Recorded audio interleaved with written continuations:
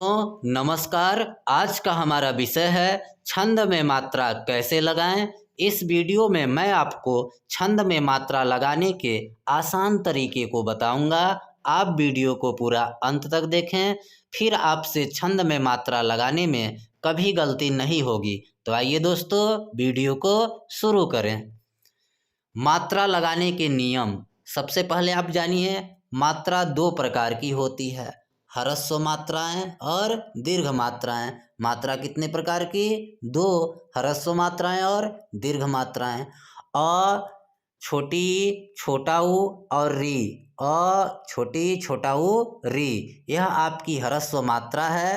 ह्रस्व यानी लघु मात्रा, और इनका चिन्ह खड़ी पाई जैसा होता है। जैसे कि यहाँ कोष्टक में है, इसका चिन्ह खड़ी पाई जैसा होगा और इसको संख्या में एक गिना जाता है, ध्यान रखिएगा।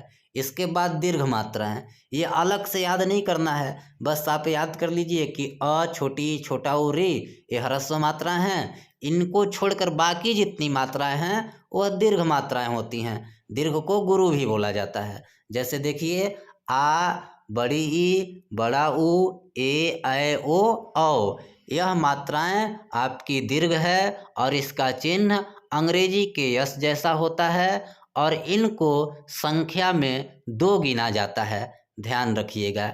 इसके बाद अनुस्वार और विसर्ग। अंग को हम अनुस्वार कहते हैं और अह को विसर्ग कहते हैं।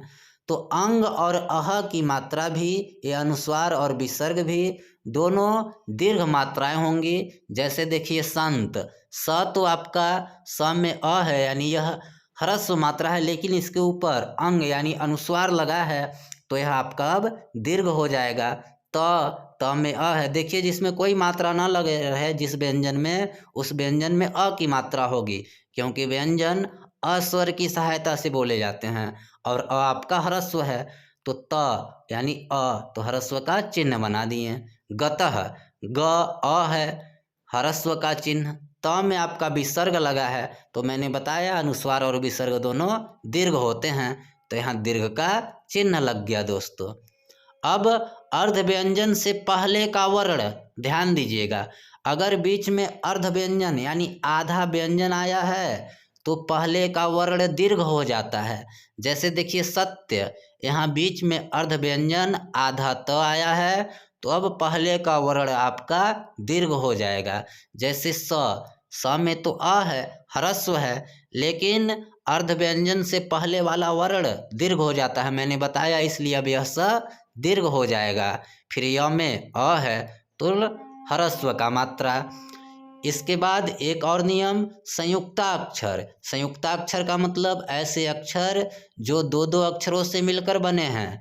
जैसे छ, त्र, ज्ञ, स्र, ये चारों अक्षर संयुक्ताक्षर हैं और संयुक्ताक्षर दीर्घ माने जाते हैं। जैसे देखिए, क्षमा, तो छ संयुक्ताक्षर है, तो इसके ऊपर हम दीर्घ मात्रा का चिन्ह बनाएंगे।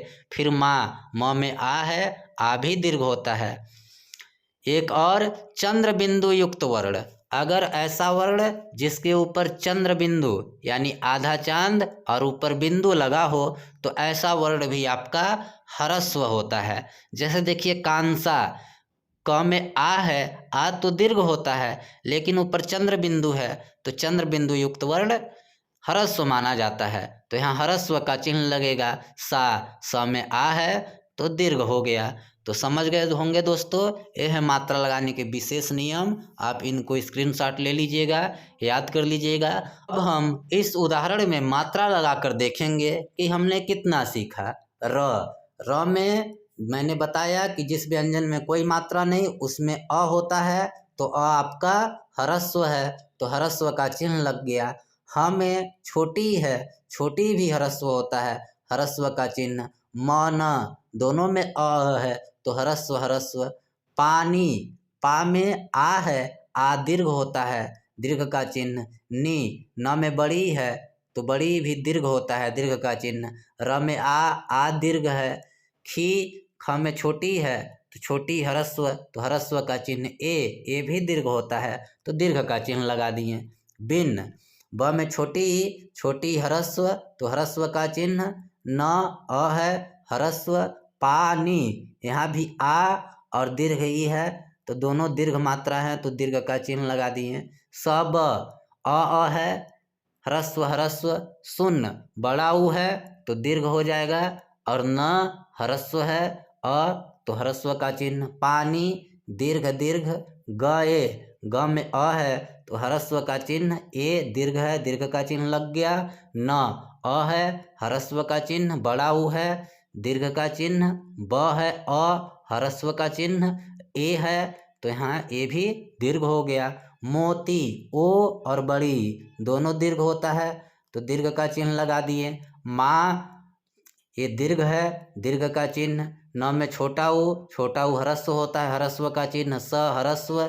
चूर्ण, चूर्ण में देखिए आपका बड़ा ऊ है तो यहाँ दीर्घ का चिन्ह हो गया, न में ह्रस्व है तो यहाँ ह्रस्व का चिन्ह। ये तो आप समझ गए।